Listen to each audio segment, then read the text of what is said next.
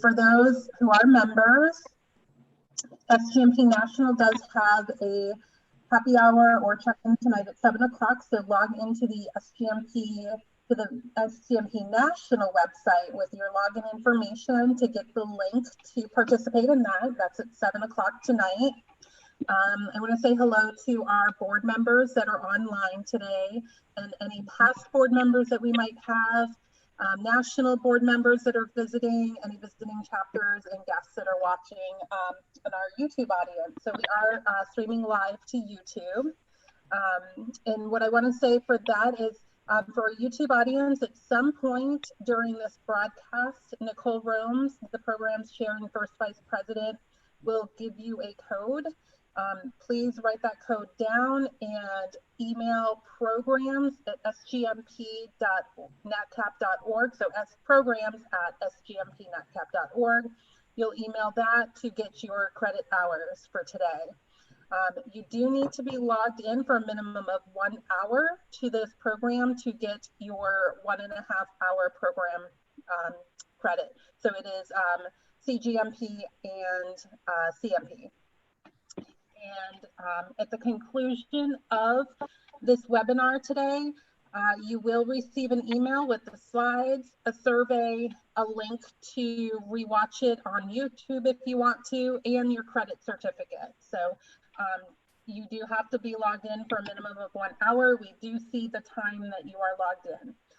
If you are calling in by phone, you will need to email programs to receive credit. We will know by your phone number as well, so don't worry about that. Other than that, the only other thing I have for you all today is we will have a chapter happy hour on May 26th, so Tuesday, May 26th, we're gonna have a chapter happy hour.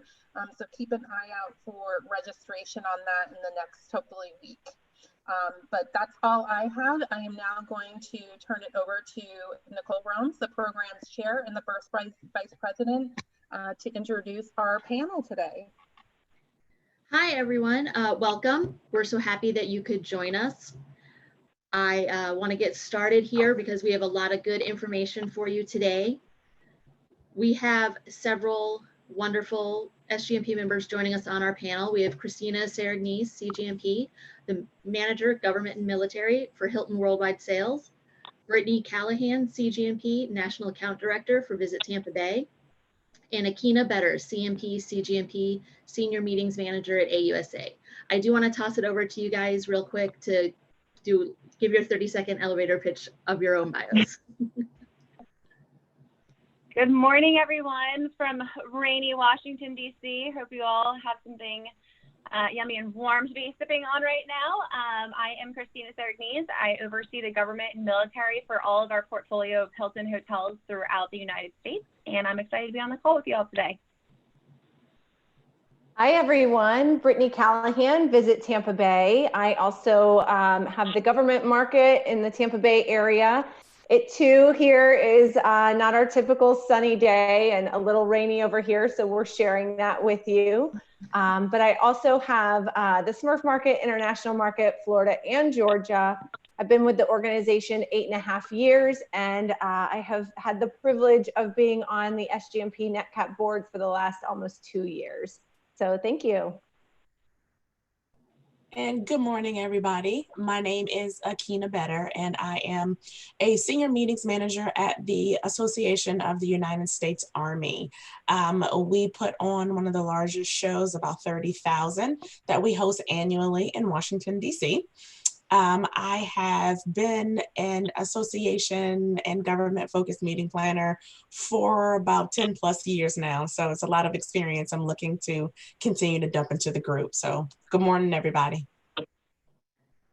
All right, thanks, everyone. So we're first up today, I want to do a quick test. Can everyone on the call locate the raise hand symbol on your, yes. Thank you so much. Oh, wonderful. I love seeing this number climb. This is so fun. So like the number just keeps jumping up. Okay, so you can go ahead and put your hands down. I just wanted everyone to know where to find that because it will become a thing a little bit later. So first up, we are going to do a poll with Slido. So Slido is an online poll service. You can either scan the QR code that's on your screen now with your camera, or you can go to slido.com and enter our event number 65975.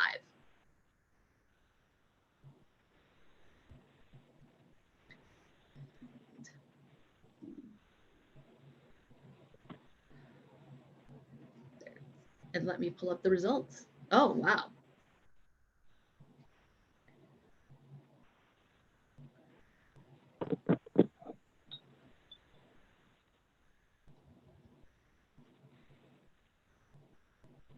Probably because our poor fellow suppliers are furloughed right now, for the most part. I was thinking the same thing, Christina. Aww. So it looks like we're a planner heavy audience today. This poll will keep running in the background, but we'll go back to, let me get the right presentation for you. And we'll go into our first question. So what can planners do to support suppliers right now? We're going to toss this over to Akina so she can give us her take on this one. Sure thing. Well, good morning, everybody. I know we have a lot of planners on the call, so I think there are probably a lot of opinions that are going on out in the group. But I think one of the most important things that us as planners can do is nurture our relationships with our suppliers. That probably is the most important thing. Number one in doing that is constant and frequent communication. You are the subject matter expert in your agency. And from my experience, my agency leaders expect me to come to them with suggestions, scenarios, and strategy on how to not only execute our events, but pivot as we need to. So you as a planner support our suppliers by communicating what that strategy is for your particular agency. Let them know right from the beginning that yes, we may be canceling this meeting, but we are looking to place this meeting again in 2021. These are the timeframes that I think we're thinking of, but as strategy changes from your executive leadership, share that with your suppliers so that they can in turn share with you how those changes are affecting them. So I would definitely say, number one, communicate frequently, be the subject matter expert on your particular portfolio of events, and also make sure that you're leaning on your other colleagues and getting other ideas on how to execute your events that your suppliers can help you with. Absolutely. Brittany and Christina, do you have anything to add? Go ahead, Brittany. Sure.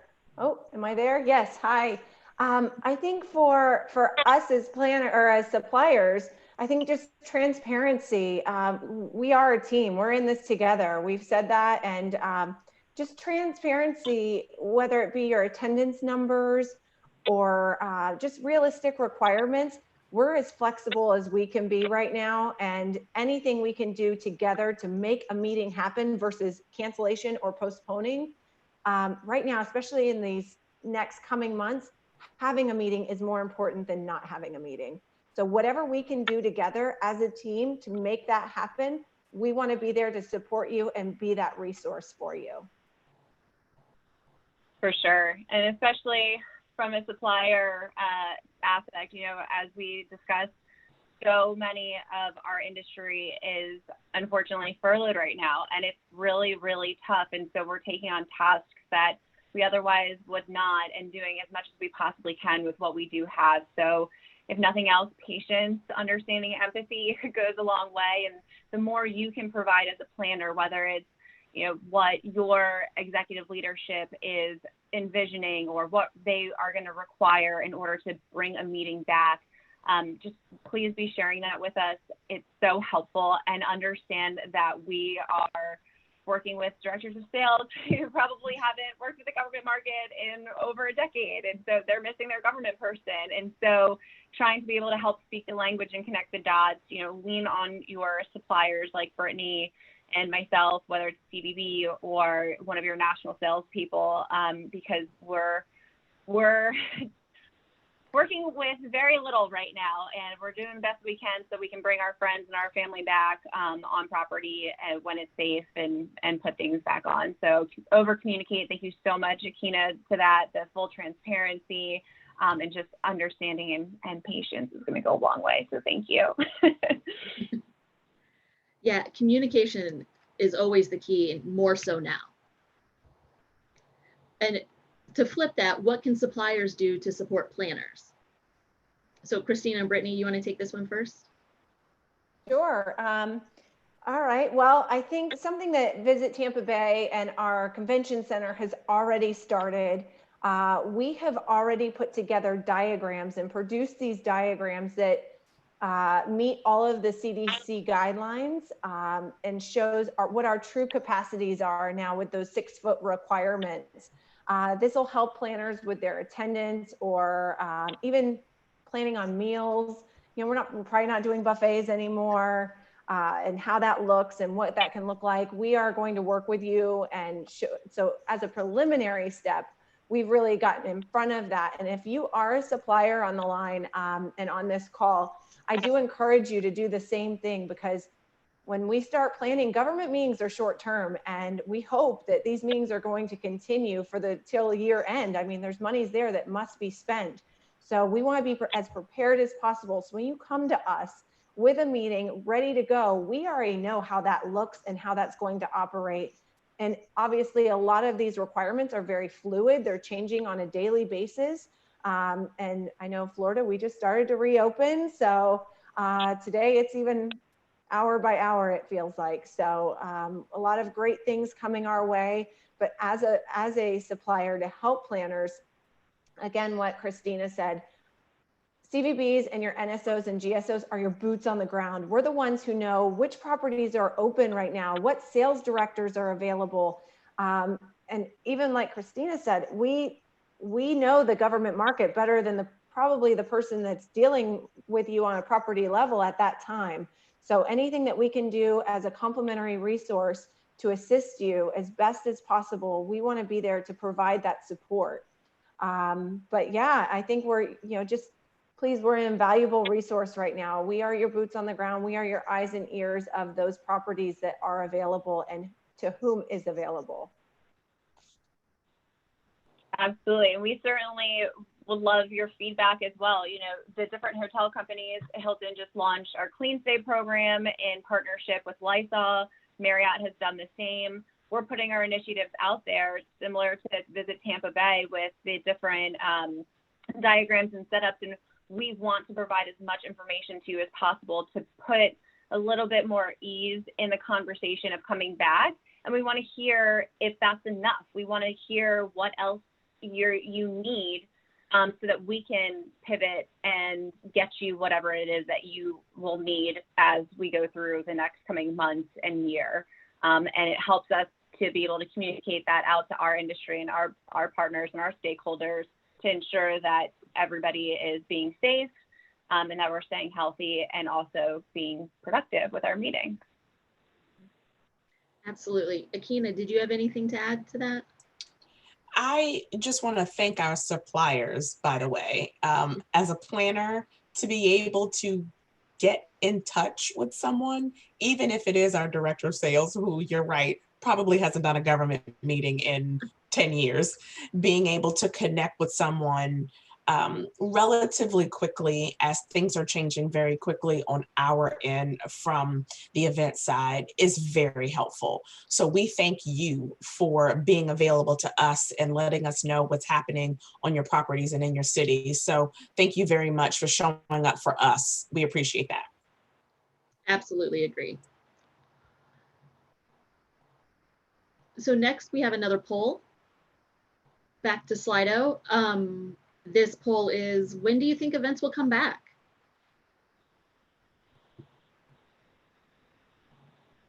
This is just fun. I love this. There it is. Okay. There we go. We have May to June, probably not, July to September, October to December, or January to March of 2021. So a lot of people are leaning towards January to March right now, which is fair. I have a copy of a poll that was done back when Event Manager Blog first did their pivot to virtual event, which was just a few weeks after everything started canceling. So more than a month ago at this point, and the results were very unlikely until October. So this was the thinking 30 days ago. And now we're looking at what you guys are thinking now to see that, well, January to March and October to December are pretty close in our poll right now. But a lot of people are looking at January before events come back. And what are you thinking of that as planners or suppliers? From a planner perspective, I think that we are proceeding with caution, and we're proceeding with a little bit of trepidation, and that process is going to be very slow. Our executive leadership, again, is leading on us to be the subject matter experts here. However, the best that we can do is play out scenarios that we're essentially planning events 3 times. You're planning a live event, you're planning a virtual event, and you're planning a hybrid event. So you're doing 3 things at one time. And so I think as we progress really slowly, we're realizing that we do need, like Brittany said, what's coming from our government, our state and local governments. We need that outline and guideline to help provide some level of comfort to our executive leadership that we can couple with our subject matter expertise. So I think that as that continues to move relatively slowly, that's why that date keeps getting pushed beyond October and beyond November and into Q1 of 2021. That's why I think that number is moving pretty slowly, because the wheels of guidance are moving really slow.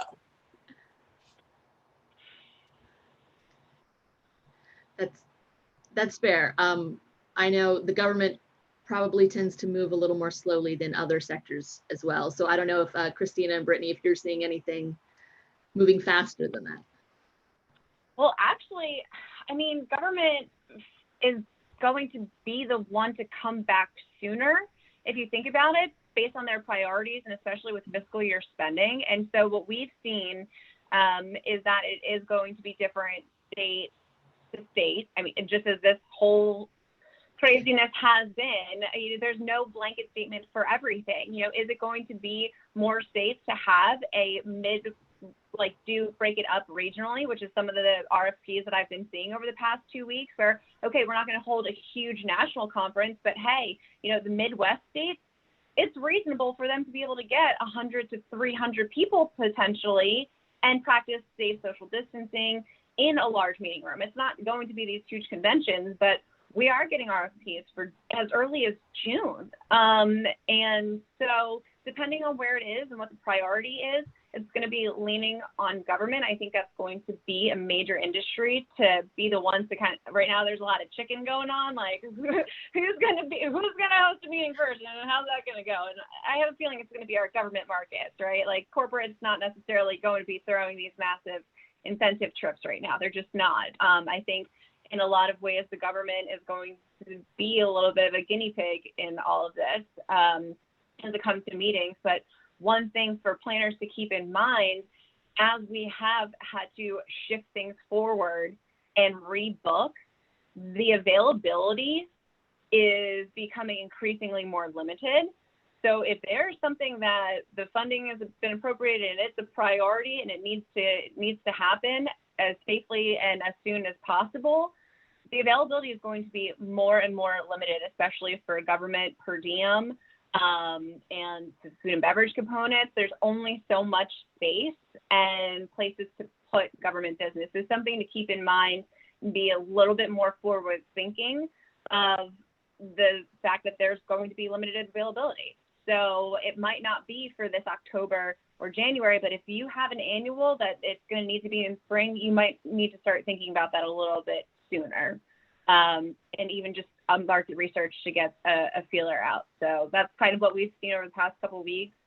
RFPs as early as June still coming through, and business still on the books for July. So we'll see. As long as people are safe and being smart, who knows? It's a different conversation almost every day or hour by hour. So who knows? I'm hopelessly optimistic. What about you, Brittany?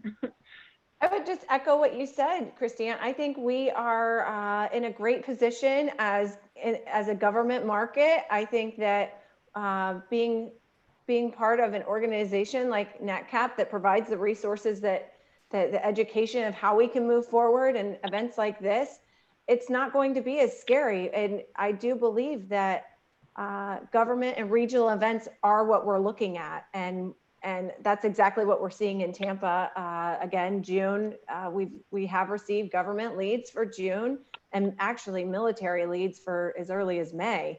So they're there. And will government be the guinea pig? Maybe, but we're going to get through it together, and it's going to be something that we'll work through, and that all markets after this will benefit from. Now, the leads you're seeing, are they for groups that have come to you before and are now smaller? You know, with military, those are probably more training. Government in general is typically more training. When you're looking at federal government, you know, those have been a little bit further out. So, but the most short term, the May and the June, are training. And we had training or priority or different, like a priority aspect of it. So it might not be something that is a regular occurrence, you know, biannual or whatever, but it's something that needs to be handled now because it's a priority to the administration. So they don't really have a lot of history, but it needs to get done. And we had a question come in. The other perspective to keep in mind is even if states are open, will participants want to travel? Right. So that's where the regional comes in, I think, right, honestly, because if I don't think we're going to see as many people jump on an airplane right away, but they'll certainly get in their car.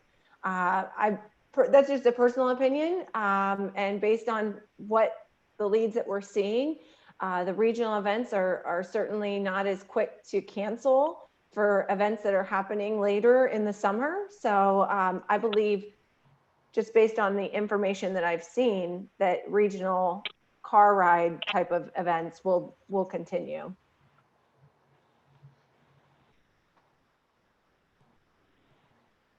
Okay, and then I have another question. How have you been handling, as hotels, how have you been handling postponement versus a cancellation? Well, we would certainly prefer not to have a cancellation.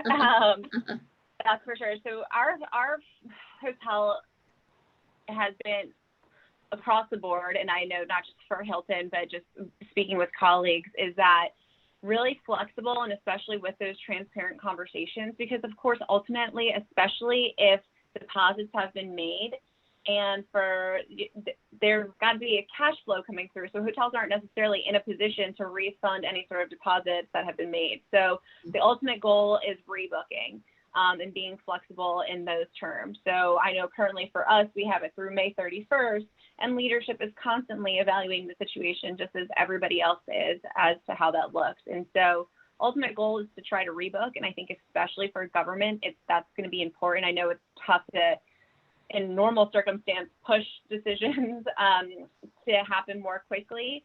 But I think that as far as rebooking and that availability, getting a confirmed date, even if it is in 21, because that availability might not be there anymore. But we've certainly seen a lot of flexibility because it impacts all of us. So it's that delicate balance of, we don't want to cancel this meeting. We want it to happen. Just, do we have dates? Can they make a decision? Can they confirm it? And working through it. So for the most part, a lot of them have been rebookings, and our hotels are really, really thankful for that. That is good to hear that people are postponing as opposed to canceling. Yeah. And we're hoping that continues even with the fiscal end of the year realities coming. Yeah. And I don't know if all suppliers are experiencing this, but 2020 was supposed to be a record-breaking year for us. I mean, truly record-breaking. And the availability to postpone events was very difficult in the beginning. We were quite lucky as a destination to make things work the way we did, but you know, that's kind of the hardest part about all of this. We were supposed to have the best year of our destination this year. So, and I'm sure a lot of suppliers are in that same boat. Absolutely. I do remember those comments about 2020 being a big year. So I want to push out another poll real quick. This one is going through Zoom, so it should pop up on your screen. Not for the panelists. You guys won't see. You don't get to vote.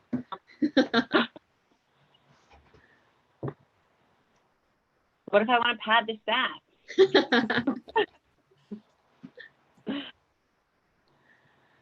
So it looks like a lot has changed in the last 30 days from what's coming in.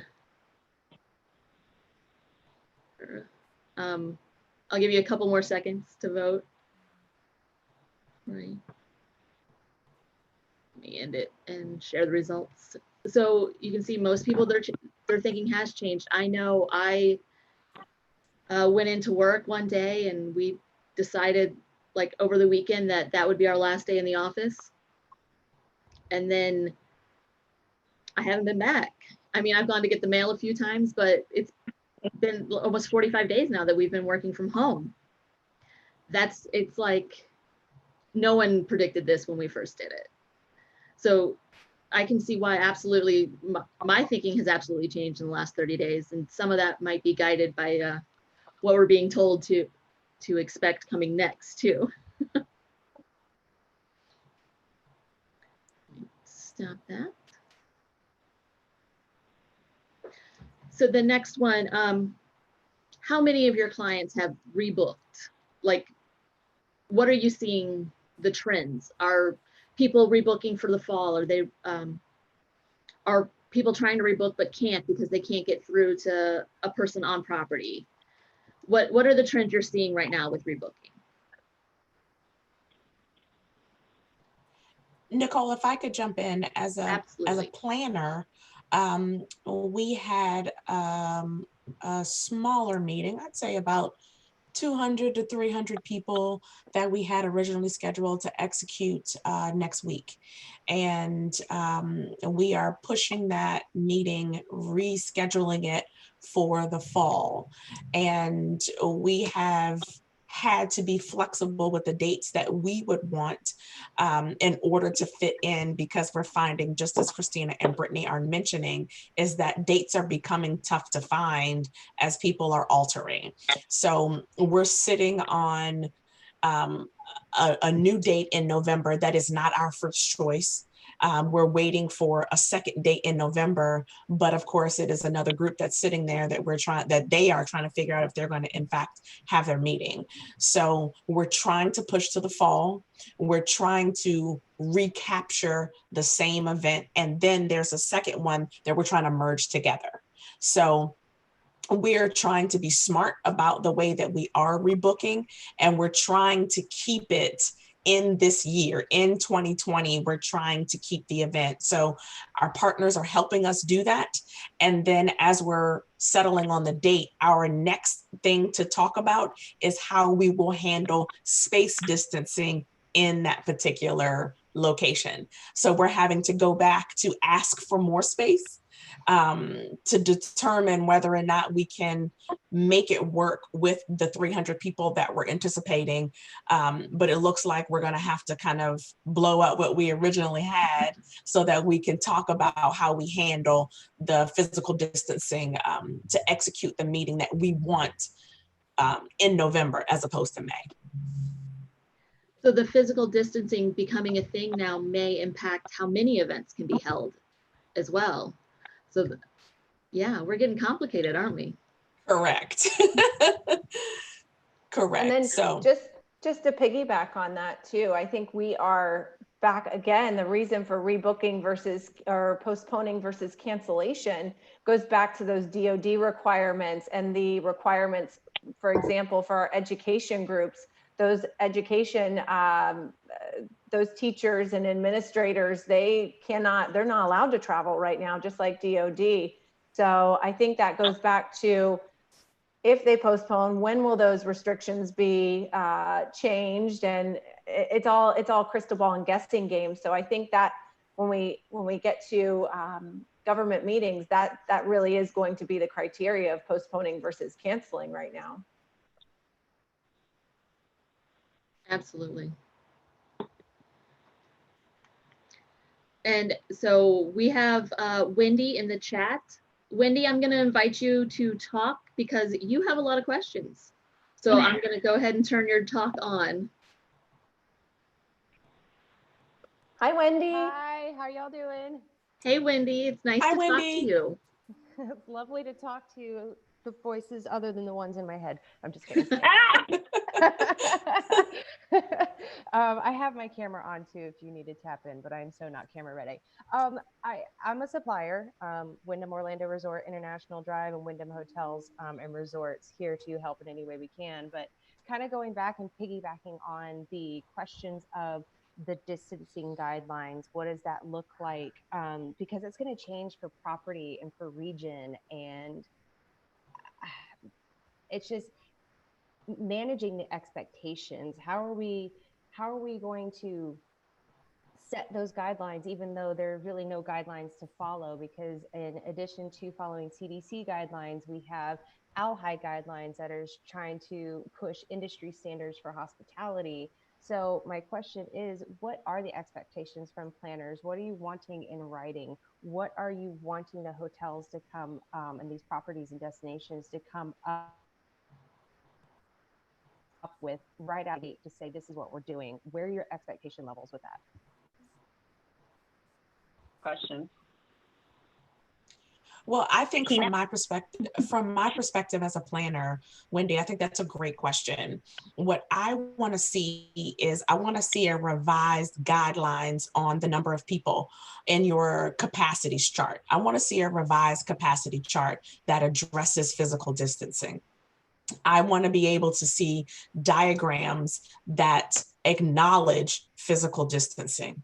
I want to see us create a new rooms to space ratio. You know, let's do the math here, right? And if we're doing a rooms to space ratio, it should accommodate for physical distancing. And then I shouldn't be penalized because my meeting that originally had 100 people and would be fine to fit in 3,000 square feet is now going to need 7,000 square feet. So those are the things that I need to see from my suppliers so that we can be on the same page about what's going to be needed to execute this meeting safely and productively for all of us involved. Some of the verbiage that I've seen requested over the past couple of weeks is talking about, sanitizer and having, one thing of sanitizer per table in the meeting rooms. Also about the guidelines of temperature in the bathroom for the water and soap in the public bathrooms in the public space. Just certain aspects that are really important to those planners, that they want to make sure that that is how this is going to be maintained during the time that they are in-house at that hotel. And I think that's beyond fair and reasonable. And we all have to find ways to make it work and make people feel comfortable, and above all, safe being in a hotel. Absolutely. And not only like on the hotel side, on the event side, how are we going to run registration now? Sometimes it's a very finite space, so we may need to look into where we're going to put that and how we're going to space people. Are we putting tape down on the floor like they're doing at the grocery store now? I don't know. I think that using the tape is, a pretty simplistic way of, creating invisible barriers, right? And I think people can kind of get a kick out of it. If we're smart, we could try to, sell a sponsorship on that, right? So I'm just saying, you get smart about it and figure out how we can be mutually beneficial, right?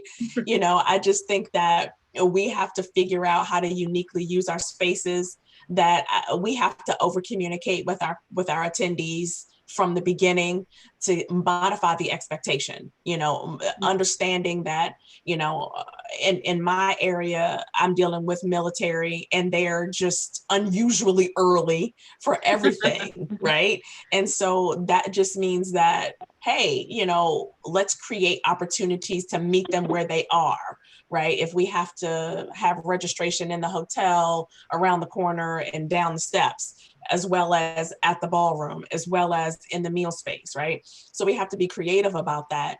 But one of the things that I also want to see as a planner is not just how you want to manage the cleanliness, but additional things that you've never done before. Like, for example, I think it's great that you want to share with me how your housekeeping team is going to handle cleaning guest rooms, right? And how your public space people will handle cleaning in public spaces. But I want to know things like, how are you cleaning your air vents? Right?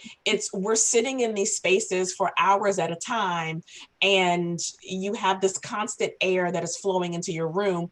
How are you cleaning that? How often are you cleaning that? Right? So those are extra steps that we didn't have to think about 6 months ago, but it's important to me now, right?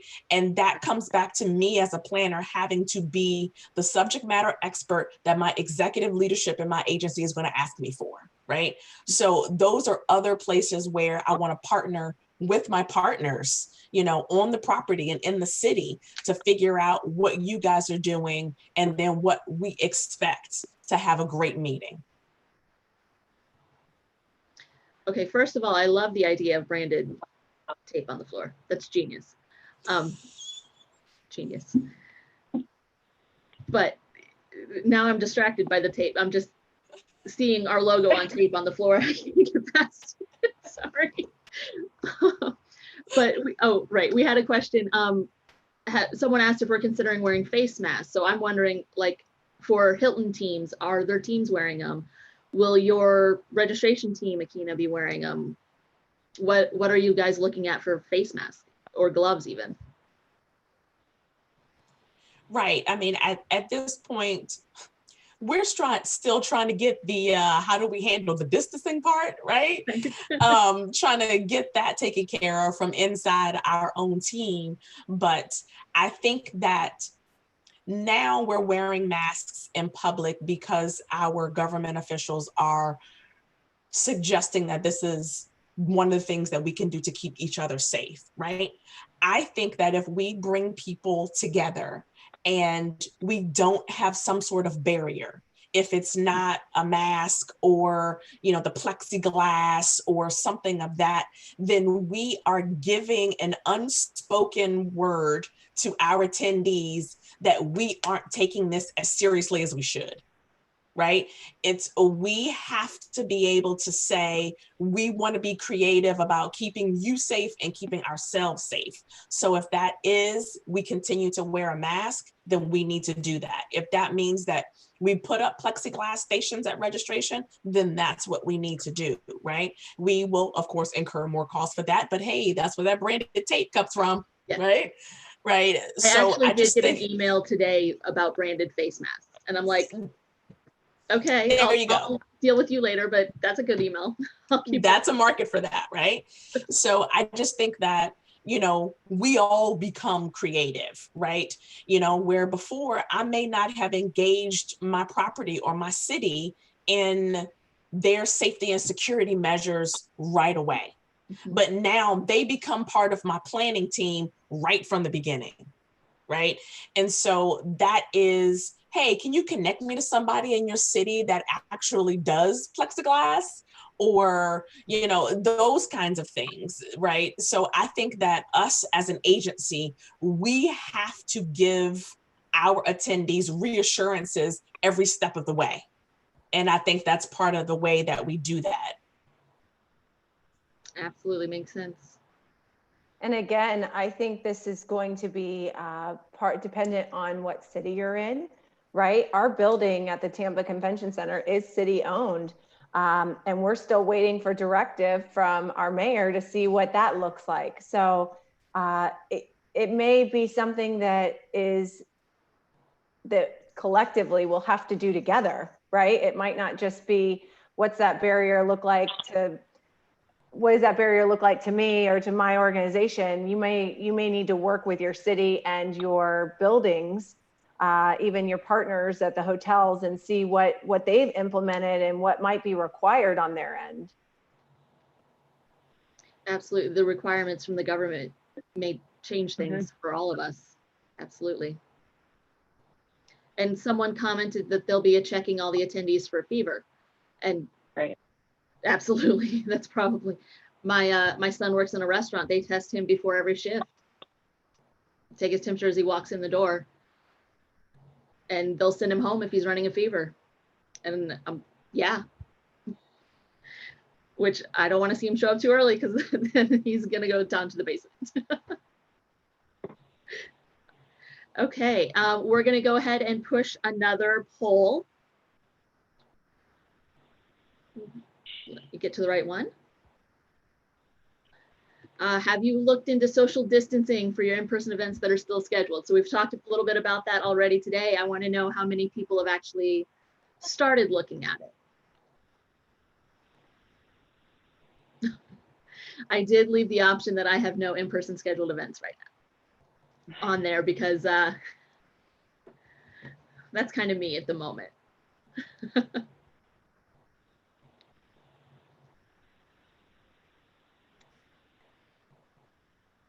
So I'm going to go ahead and end it and share real quick. Yeah, so most of the people who still have in-person events scheduled are looking into social distancing. So this slide is actually from Visit Tampa Bay's wonderful literature that, Brittany, I hope it's okay with you if I send it out to all of our attendees after. Perfect. So you can see how they've redone their ballroom to have only 3 people at a table. And these are preliminary workups, honestly. Everything is fluid right now. Everything is flexible and changing. There might need to be larger aisle spaces. This is really just a starting point for us to provide to our planners. And again, we can customize it as needed, but this is just plan A, right? Right. But I think that's so smart, to the way you've done it. I originally, on this slide, until I saw Brittany's wonderful handout, had the social tables image that showed up on CNN that compared how COVID was transferred at an event based on a seating chart. And I'm like, ooh, that's a social table seating chart. Even when the first time I saw it, I was like, ooh, that's not a good look. But it showed the actual transmission rate of how, and it was based, people were too close together. So this is wonderful for me to see, to realize what my actual numbers may have to end up looking like if we can only have 3 people per table, or whatever that 6 feet distance ends up being. Well, and does that change the audience and who is, required to be there? The X amount needs to be in person, and then there's virtual options. And also the responsibility comes back on us. And if you're not feeling well, you're not coming to you're not, and you should be checking temperatures. Honestly, temperatures should be taken each day of the conference, to be fair. And there might be some people that have been home with 3 kids over these past couple of months, and they want to go to a conference. They will do everything that they need to, right, to take caution, but they are going to that conference, right? And we just need to make sure that we're giving the ability to be smart about it and safe. And whether that means 3 per 6-foot table, or, you know, everybody has, I'm loving all of the hand sanitizers that we used to sanitize on trade shows, because that's stockpile in my closet of that, basically. So, you know, are we giving those out and sponsored masks and that type of stuff, so that we're staying creative and safe, because things are going to need to move forward eventually. Absolutely. And we have another question from the audience. So Wayne, I'm giving you permission to talk here. So Wayne, welcome. It is so nice to talk to you. We've missed you. And are you muted? Thank you. There we go. Hi, Wayne. Hi. Hi, Wayne. Hello.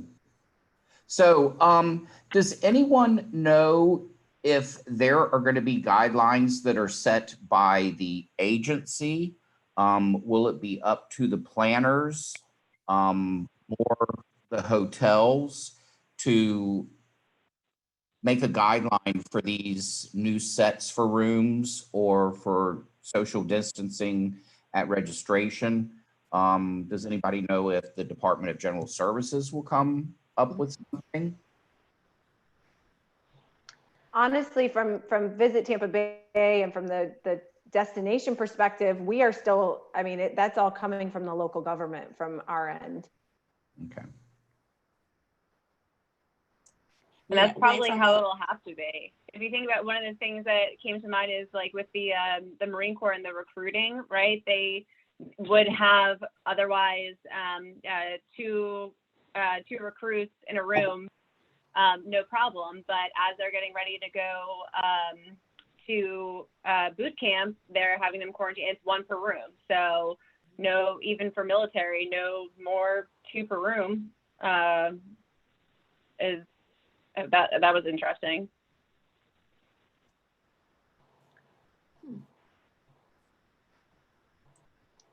And I think some of it may be agency driven. I'm sure planners are going to get rules from above them. And I would always default to whichever is the most stringent. But that's always been my way of looking at whatever's coming at us, is if the hotel has a more stringent rule, that's what I'm going with, than the one I'm given internally. Right.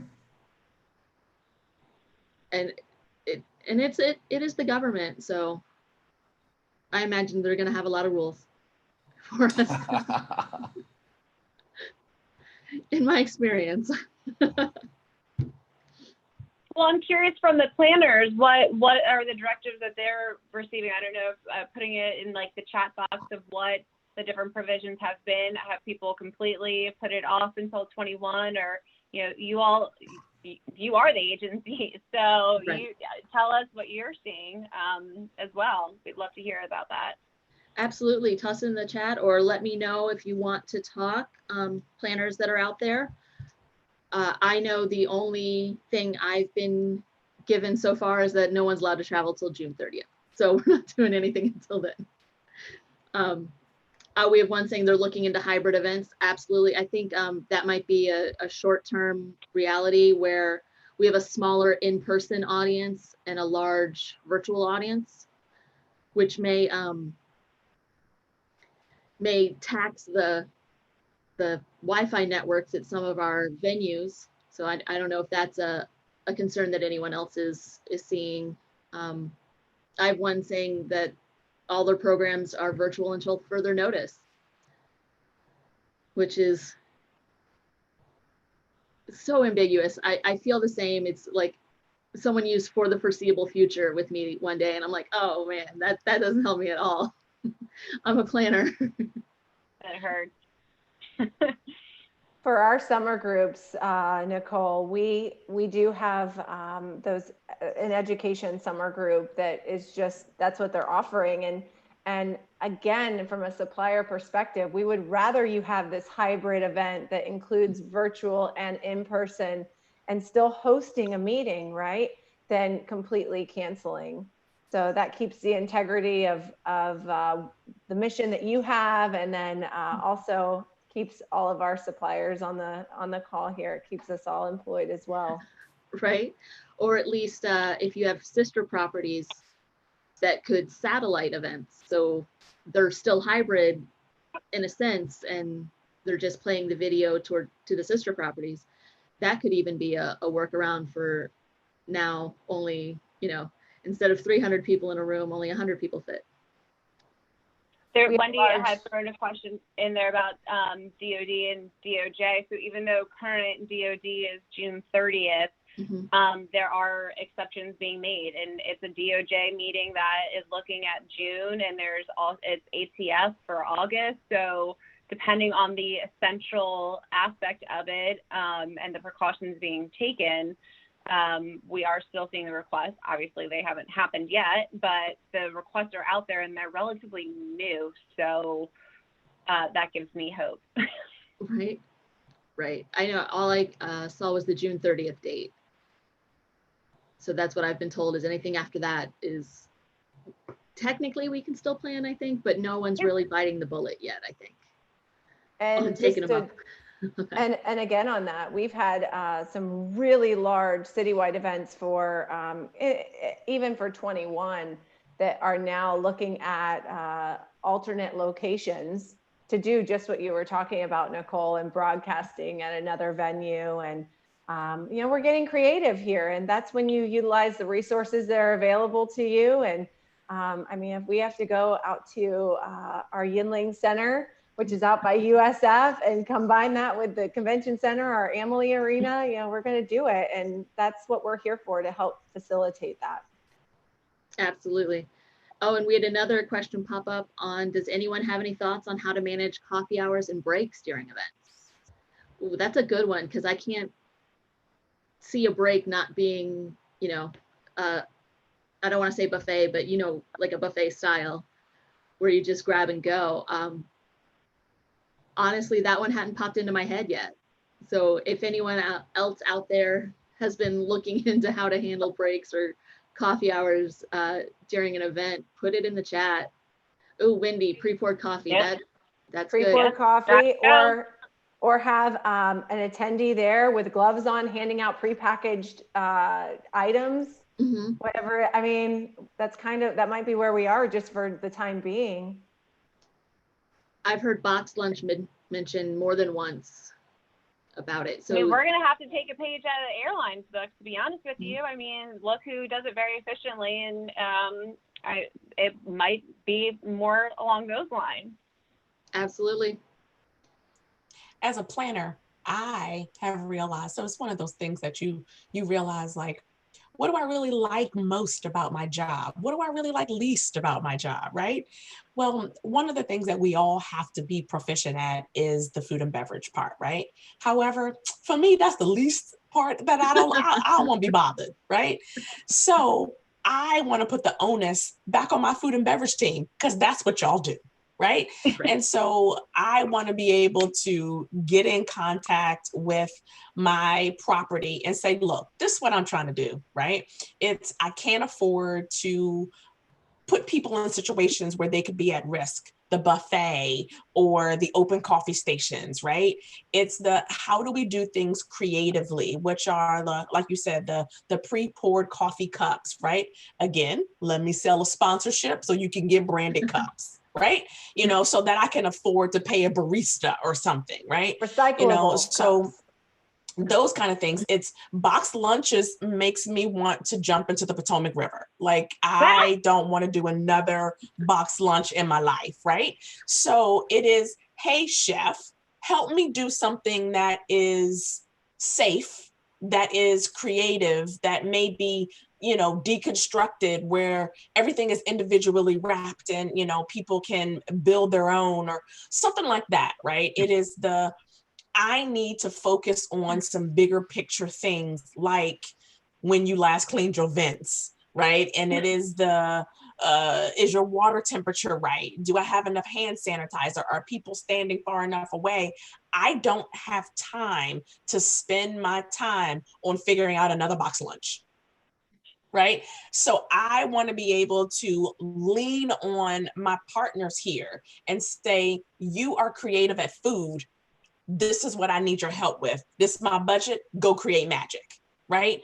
Or the same thing with my city. It is, look, I'm gonna need you to help me get people in and out of the airport, right? It is, I don't have time to be sitting by the carousel waiting for my luggage. Let's figure out something creative so that we can do this. Because as a planner, I'm probably not just planning this meeting, but I'm planning another one that's happening in 3 months. So using my partners in a way that is beneficial to all of us, that lends on your creativity or it leans on your expertise, would be great.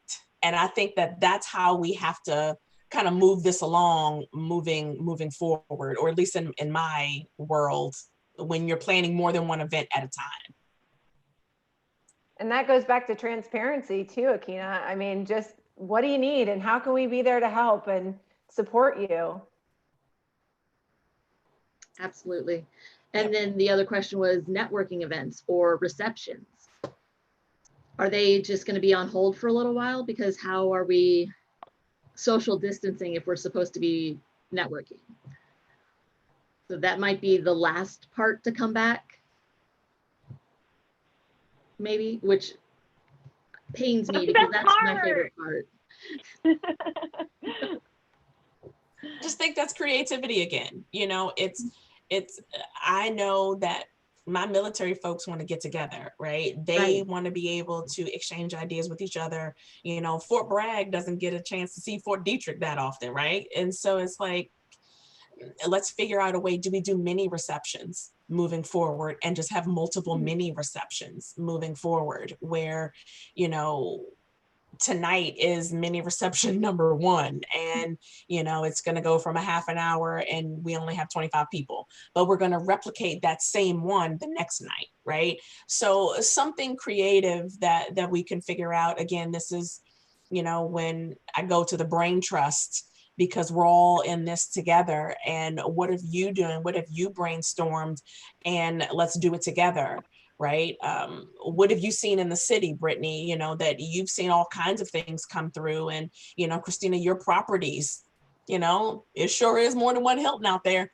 So what have you seen and what have your colleagues seen so that we can all start to, you know, make things easier for ourselves as we move forward? Because even though we could possibly have a vaccine coming soon, I don't imagine that this is going to change from a planner perspective moving forward, right? This is going to become a little bit more normal as we move forward. So hopefully we can all figure it out together. Right. It was a military acronym that CASE, copy and steal everything. So CASE. This might be the perfect time for that, because we don't need to everyone reinvent the wheel when good ideas are all around us. Yeah. And again, this could be a sponsored mini reception. Yes. Hello, Boeing, write me a check, right? I will get the right 20 people in a room just for you, right? And just thinking out loud, I mean, that's what we're here for, right? Yeah. You could do for networking, I mean, you could do simple areas of the room, right? Obviously a bigger room than we'd be normally working with, and do, for instance, Tampa, we do cigar rolling, or maybe have a certain beer in one corner, the cigar rolling in the other, or have a sponsor in the other side of the room, and then have it, unfortunately for the time being, roped off to like, 25 people per area, or whatever that looks like at that time of the meeting. I mean, honestly, I'm just thinking out loud, but you could really utilize those utilize this different space differently, and then also use those sponsors. Yep. And I see a lot of suggestions for speed dating. You're right.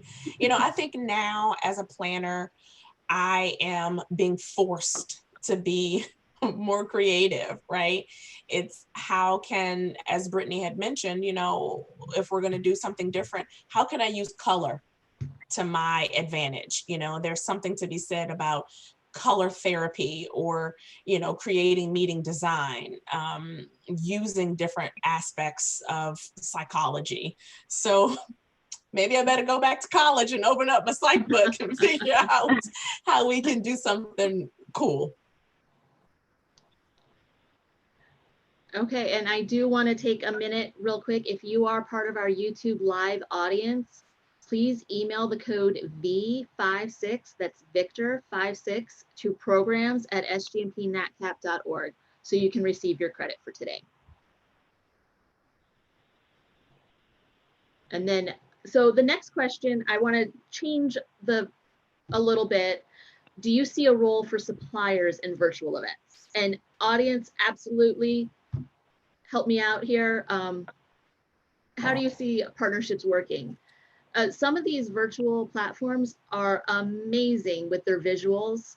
And I can totally see them recreating a physical hotel on a virtual platform for us. But what other ways can you see involving suppliers in events that we've had to change virtually?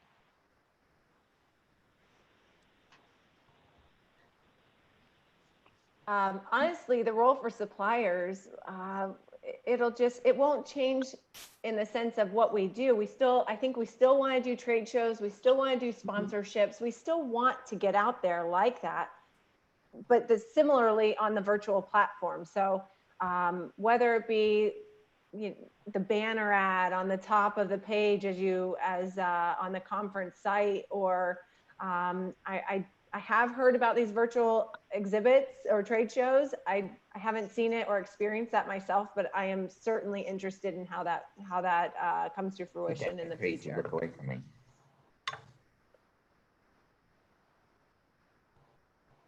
Absolutely. Well, and also as far as talking about, I'm watching some of the comments and about them being smaller events, right? So perhaps it's just the 12 board members that are still at one of the suppliers, right? Maybe they're in one of the boardrooms at Hilton that they are able to put in a little plug and have that as well. It doesn't need to be this huge meeting where they could have those key stakeholders that are in an environment together and broadcasting from the air and then into the different breakouts, as well as how I would see that playing out.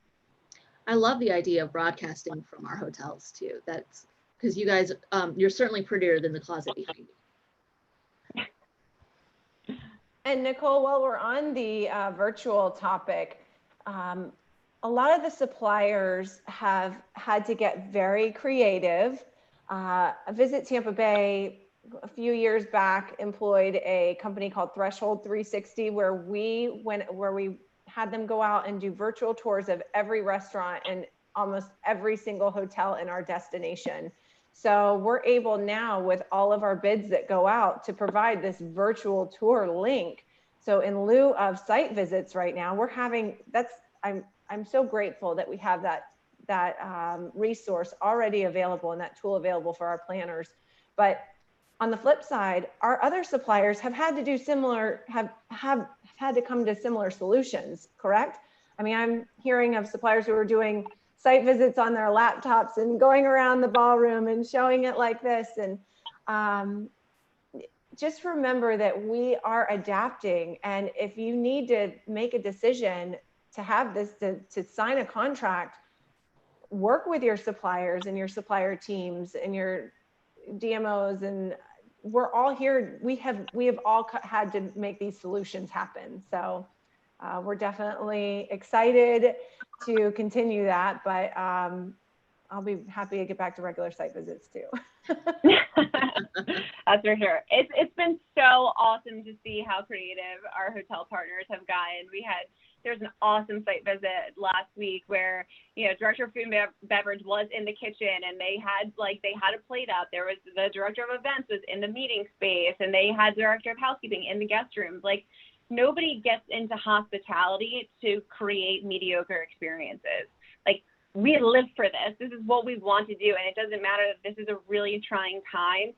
Give your suppliers something to go off of. And they always want to find a way to wow you, and give you confidence that when you bring a meeting back, that it's going to be spectacular, no matter where it is. So we go back to how can planners help suppliers, like, give us something to be creative over. Like, even if it's for a 2022 meeting. Like, let us do what we do, and that's show different ways that we can take care of you and your attendees and your meetings and what's important to keep your organizations going. Because a lot of associations too, like they depend on meetings. Like that's their major income, right? To be able to survive through all of this. And so we know that there is a need, and while we've done a great job adapting to working from home, there's value in face-to-face meetings. There absolutely is. That's why it's such a big industry. And so whatever we can do to keep that creativity going,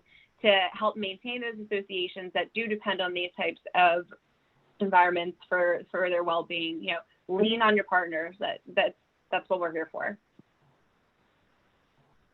Absolutely. That sounds wonderful. There's a fabulous Hilton in Hawaii that has a VR experience of their hotel.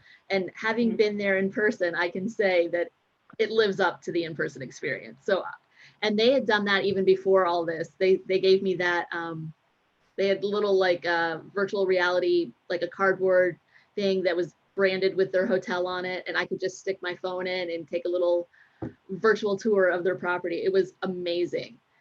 So the creativity is absolutely there. And I love seeing hotels get out there and do new and interesting things, because it might even be like fam trips might not be a thing that happens anytime soon either, just due to the, you know, reality of how busy we're all going to be once events come back online. And so having that virtual experience there, I think is going to be key for long-term for us too. So it excites me. I geek out on the technology all the time. So it excites me when I see fun new things like that coming in. That's your We thank you superpower, for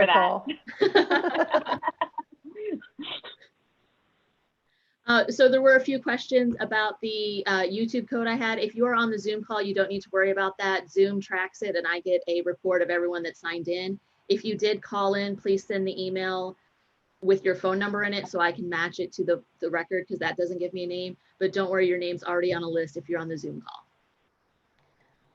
call. Our next question is, how do we work as a team to support recovery of the hospitality industry? I know we had a few questions earlier about people who were furloughed already or unemployed, if we had tips, and I think this could go to some of that too, which I'm so sorry if you're furloughed.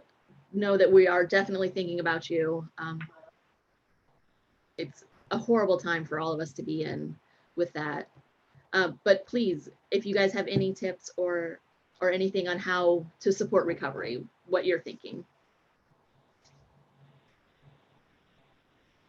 I just love us all sticking together. I shared with the board yesterday, I recently got a Peloton because you guys try to stay sane through all of this, and there's a whole meetings industry Peloton group out there, and so like it's just a different way of connecting with everyone. And you know, we literally are all in this together, and especially, you know, SGMP and the NATCAP chapter, there are so many that are, you know, going through a tough time. So from the community outreach position, do we take up like a collections of where, you know, food drive like we did before? You know, how do we lean on each other?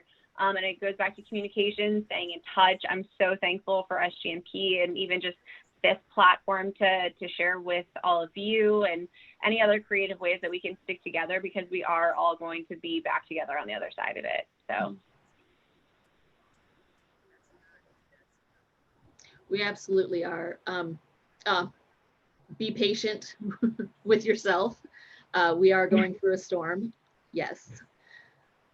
And I think flexibility and teamwork, I think those are the two things that we keep going back to with all of this. That's something that we're all going through this, right? It's not just a certain area or industry. This is everyone.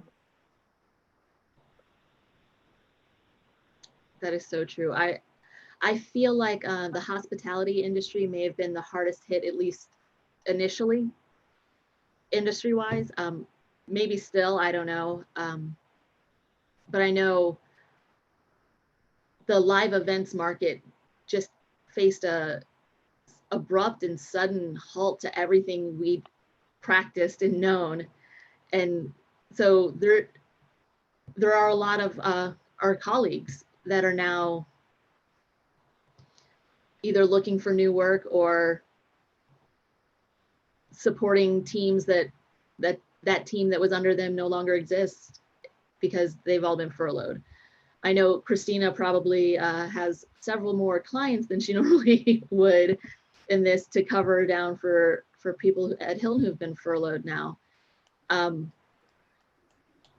Oh man, we have questions coming in hot and heavy though. So if you guys have any last tips on this, on how we can support recovery, self-care, absolutely. Yes.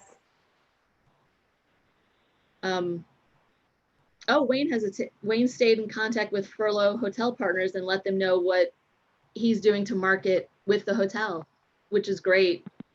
That's so amazing of you, Wayne. Continuing to market the location and the hotels that are in your location, even though your sales contacts may not be at the hotels to market themselves. So Diana, I'm gonna turn your your microphone on so you can ask your question.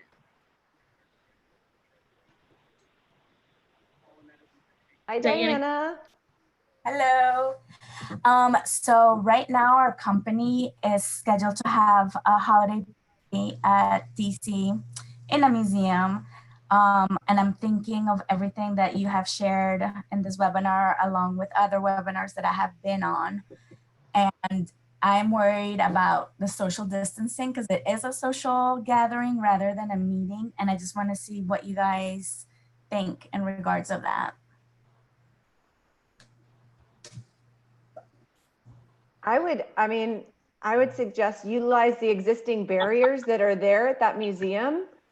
You know, maybe whether it be the exhibits or if there's a certain flow to the room.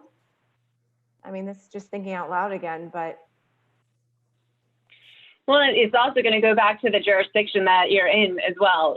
Is that even going to be allowed based on the local and state, assuming it's DC?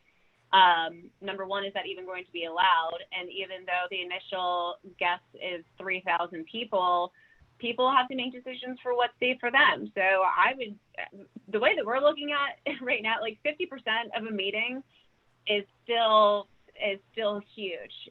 Even if it's not the full attendance, even 50% attendance is huge. And people need to be safe, make smart decisions for themselves and for those around them. So going back to taking the temperatures or anything that we would do for a conference is the same thing for a social aspect of it. And I hate to say, take what we can get, but if that's something that's going to inspire morale and you can do it in a safe way, then, come one, come all who are healthy, and if you're allowed to. I don't know. If we all had a crystal ball, I'm sure we would all be on our yachts on islands right now and not talk about that. So we'll see. Someone commented the meeting size would depend on the size of the space, which is fair. Sorry, Akina, go ahead. Oh, no worries at all, Nicole. I was just going to say, use the space to your advantage.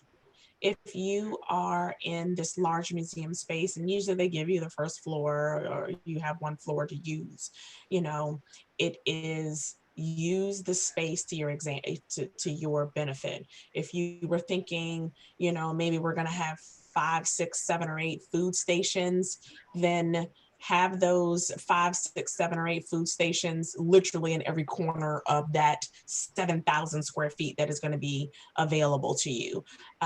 Make people have to move, where if you're trying to find a bar or you're trying to find food, that you actually have to go more than 17 steps in order to find it. That is going to naturally push your social distancing. And then of course, it always depends on the number of people that you have that are invited to this particular holiday party. Now, again, you could probably go back to thinking about mini parties, right? It is have your executive leadership go to all 6 of the mini parties that you're having, but have the focus groups of departments get to go to each of these parties. I mean, everybody gets to have a holiday experience. They may not get a chance to have it with everybody, but you get to do something. So I just think that you have to throw on your creativity hat and figure out how to make it work. I would also add to that, Akita, that utilize the outdoor space. Right now, Ron DeSantis, our governor, he's promoting that all restaurants can open with outdoor space, because outdoors is perceived to be, you're not in the confined air. And even if it's that entry area, just something to spread out your space even more and utilize that outdoor area. That is a great idea. And I'm all for it. Man, if only the restaurants that have outdoor patios reopened, I'm down for that. I'm there. Not today, though. I'm Not sick today. of cooking. Yeah, it's not a good day for that, but it's my favorite part about spring, and I didn't get to do it this year. All the patios. But I want to open it up to the audience for questions. If anyone has a question that they would like to ask our panel or the rest of the audience, please let me know. I'm happy to turn on your microphone for you. I'm trying to figure out what I had an alert pop up, but I'm not sure where the question was. Someone just said on the chat, reach out to your vendors and what did it say? Reach out to your vendors, partners, and sponsors, clients. Take time to reach out to them. I think that's part of how do we support each other? Pick up the phone and call. I mean, we're all sitting at our computers in our houses and we miss you. Absolutely. We all have great relationships with our suppliers that we work with. We work with them all the time. So it's no different than what I would normally be doing on what day is today? Thursday. I forgot for a minute. That it's a problem. Someone needs to send me an email every day of what day it is. So, it's not abnormal for what I would normally be doing on a Thursday is picking up the phone to talk to a supplier about what's coming up. And so call and check in. Absolutely. And it's good for me too, because I'm tired of talking to my kids. Plus, I think it's fun meeting the dogs and, the cats and the kids, and, it's a great opportunity, right?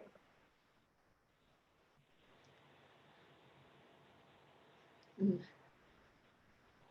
Oh, March, October, 86. Absolutely. It's Blur's Day. Okay, so I'm going to push out one last Slido poll. And this one, we're creating a word blog that I'm going to use later on social media and our website and stuff. What word describes your feeling about the hospitality industry today?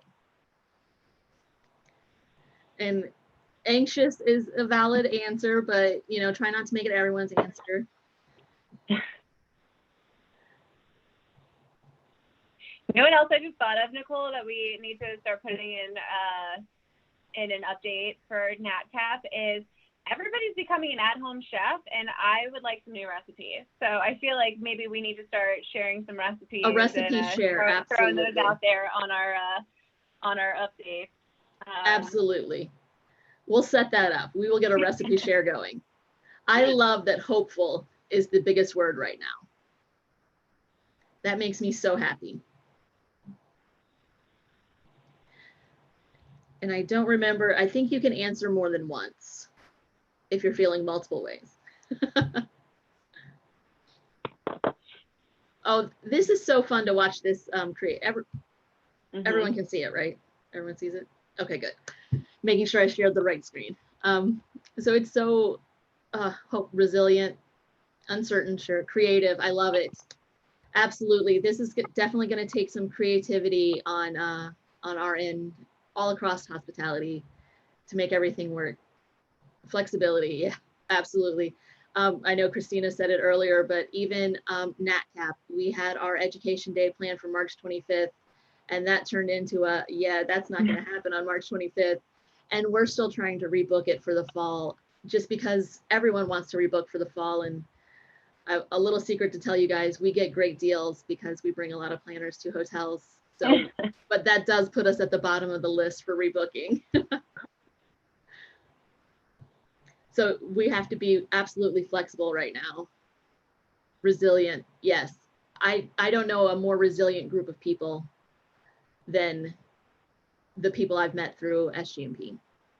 You guys are all amazing. But I do want to ask if anyone has any other questions they want to put out while this keeps going. If any of you guys on the panel have any last thoughts to share.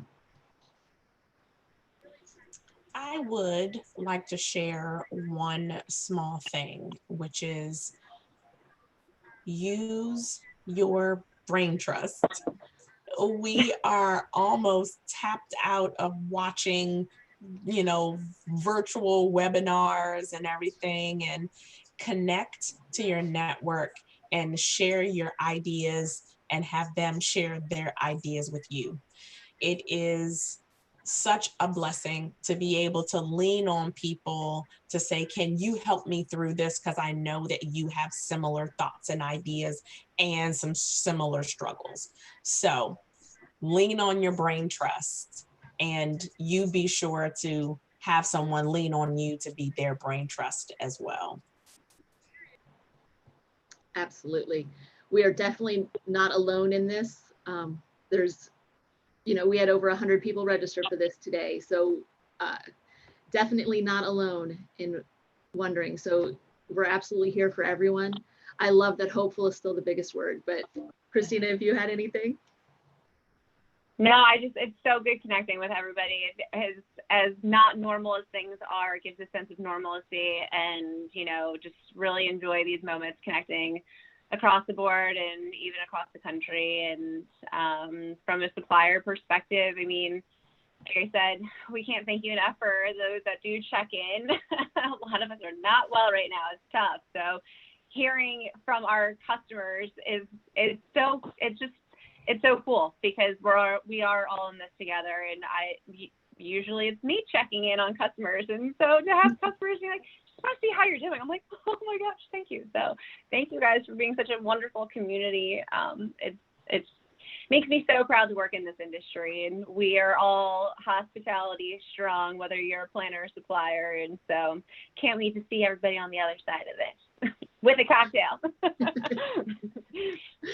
Absolutely. Brittany? Yeah, thank you so much, Nicole, for inviting me to do this, and Melissa. It's been a pleasure being on this board. And one thing I'd like everyone to know is that as a NATCAP representative, I mean, we are a great resource as a community. Please continue to reach out, and we're all in this together, like Christina said, and anything that you need, we're here for you. And something that SGMP, and Melissa stated this in the beginning, but something SGMP is doing, sorry, I'm gonna get on my membership soapbox here. Something SGMP has done, they are extending their grace period from a 30-day grace period for your membership to a 90-day grace period. We have some amazing committee members on our membership committee. If you're on the line, hey, we're so happy for you. We hit 500 members last month, which was incredible. And we're still so proud of that. But you will be hearing from us. It won't be a sales pitch anymore. It's just more of information.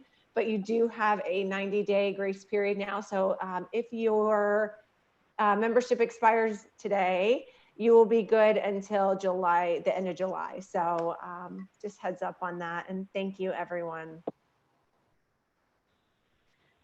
Perfect. And I do want to share one last. So upcoming NATCAP events, we are looking at holding another webinar towards the middle of June. And I do see the request to bring this one back. So maybe look for this panel in the fall when we come back, because the education year for SGMP starts again in July. So we'll be looking for fall. So maybe we'll have this panel back again in the fall to see how things have changed, because I imagine a lot of changes will have happened by then. We're looking for our June webinar to be more of a resource on planning the in-person events more than we've gone into today. Maybe get health professionals or and hotel professionals to talk about what social distancing they're putting into their properties, and to see where we can go with that. We're not booking those panelists just yet because June is, I know saying it's a long way off and things may change between now and then. So we want to wait and see more what the climate is before we book that panel. But that's the rough topic. It's going to be how in-person events are being planned post-COVID.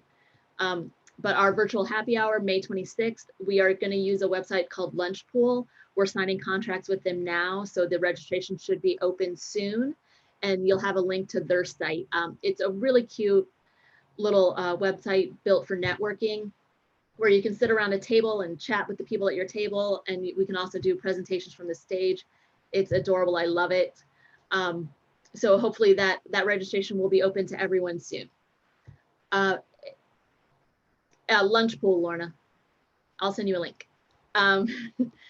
We'll have a link in the registration when everyone registers, so they can get on and they'll be able to chat with everyone. It'll be a fun time because I miss the networking opportunities that come after our meetings just as much as I miss the meetings themselves. But it was nice to see everyone. And if we have no other questions, you guys can have 4 minutes of your day back. All right. Thanks, Bye, everybody. Thank Thank you. you.